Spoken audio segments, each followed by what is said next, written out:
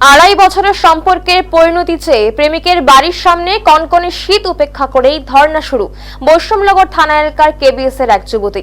মূলত বৈষম্যনগর থানা এলাকায় ভগবানপুর জরলাহি গ্রামের এই ঘটনায় তীব্র চাঞ্চল্য সৃষ্টি হয়েছে।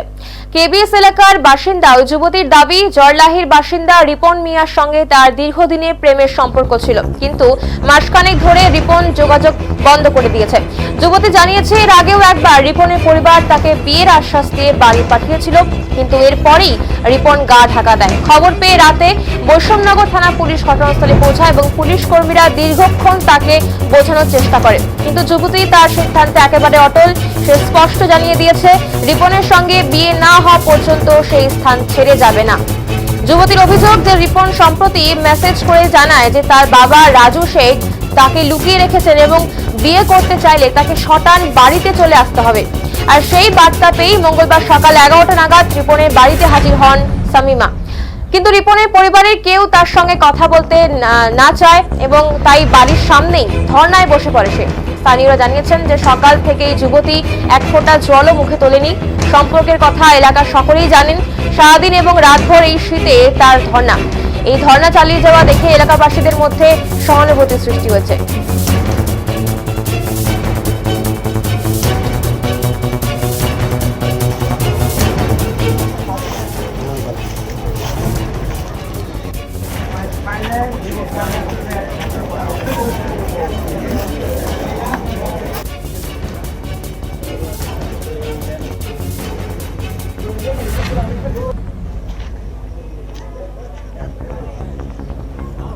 একটা মেয়ে এসছে এখানে, আমরা দেখতে পাচ্ছি প্রায় 11টার দিকে এসছে লাগছে মেয়েটা দিয়ে এখানে বসে আছে। তো সবাই শোধাচ্ছে কি হয়েছে, তো কইছে কি আমি এখানে এসছি, আমি ওর ছেলেকে ভালোবাসি, এটা কথা বলছে। এটাই আমরা শুনতে পাচ্ছি। কার ছেলে? এই রাজুর ছেলে। ছেলেটার নাম কি অবশ্য আমি জানি না। রিপন মিয়া। কি ও রিপন মিয়া, ওটাই আমরা জানছি। ওটা মেয়েটা কি ধর্নায় বসছে? হ্যাঁ, মেয়েটা তো ওখানে বসেই আছে, সকাল 11টা থেকে বসেই আছে দেখছি। একা এসছে মেয়েটা? পুলিশ এসছে এখানে? হ্যাঁ, পুলিশ তো এখনই আসলো। কি চাইছে মেয়েটা কি চাইছে আপনি তো শুনলেন। মেয়েটা বিয়ে করতে চাইছে। এখন ওদের ভালোবাসা আছে কি না আছে সেটা আল্লাহ জানে, আর উপরে আল্লাহ জানে, আমরা তো আর জানি। সকাল 11টায় দেখছি মেয়েটা এখানে বসে আছে, ধর্ণা করে বসে আছে। মেয়েটা চাইছে ছেলেটাকে আমি বিয়ে করতে চাই। তার আগে একবার এসেছিল সেই মেয়েটা, এসেছিল, তার বাবা তাকে বুঝিয়ে নিয়ে গেছিল যে বিয়ে দেবো। এই হিসাবে আজকে দেখলাম আমি 11:30 সময় দেখলাম মেয়েটা এখানে বসে আছে বর্তমানে। অনেক এখন সন্ধ্যা তো 9:30 বাজছে বর্তমানে। একরকম এক পর্যন্ত জলও খায়নি মেয়েটা। হিসাবে আমাদের দেখতে পাচ্ছি বর্তমানে এই অবস্থা। তোমরা জানতে যে এরকম সম্পর্ক ছিল ওর সাথে, মেয়েটার সাথে? হ্যাঁ, জানি সম্পর্ক ছিল। কদিন থেকে সম্পর্ক ছিল বলে জানো? মেয়েদের মুখে শুনলাম 2.5 বছর না কয় বছর, 3 বছর বলছে, এরকম ব্যাপার ব্যক্তিগত।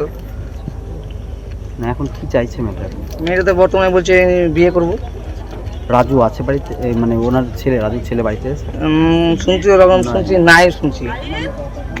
কোথায় গেছে জানি না কোথায় গেছে। ওদের তো ব্যাকগ্রাউন্ড বড় কোথায় রাখছে না, আমরা জানছি না কোথায় আছে না জানি না। আমরা ব্যক্তিগত আমরা বাড়িতে থাকি না, আমরা বাইরে থাকি, আমরা বাইরে ব্যবসা করি। মেয়েটা এর আগে কদিন আগে এসেছিল এখানে? মিনিমাম 1 মাস সংলগ্ন এসেছিল। 1 মাস আর এসেছিল। কোনো ঝামেলা হয়েছে আজকে? না, ঝামেলা হয়নি, কোনো ঝামেলা হয়নি। আপনার নাম? আমার নাম হচ্ছে ইয়াসিন মিয়া। এখানে বাড়ি?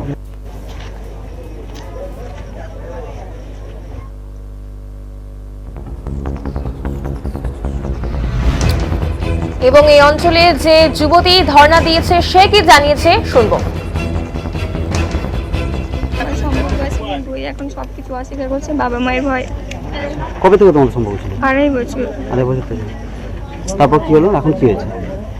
তারপর যখন জানতে পারি, আমি এর আগে এসেছিলাম, আমাকে বুঝিয়ে রেখে গিয়েছিল বাড়িতে। এবার বাড়িতে সবাইকে বলেছে 5 তারিখে আমাদের বাড়ি যাওয়ার কথা ছিল, যে বিয়ের কথা বলবে, কিন্তু যায়নি।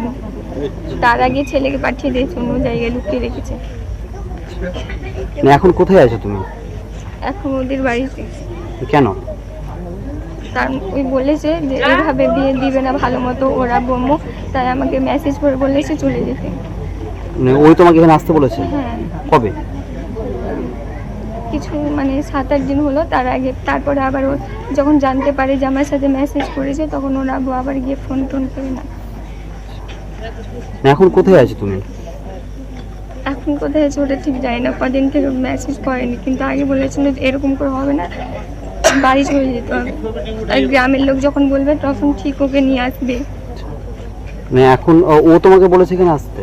হ্যাঁ, মানে এখন যে তুমি এখন আছো কোথায় তুমি?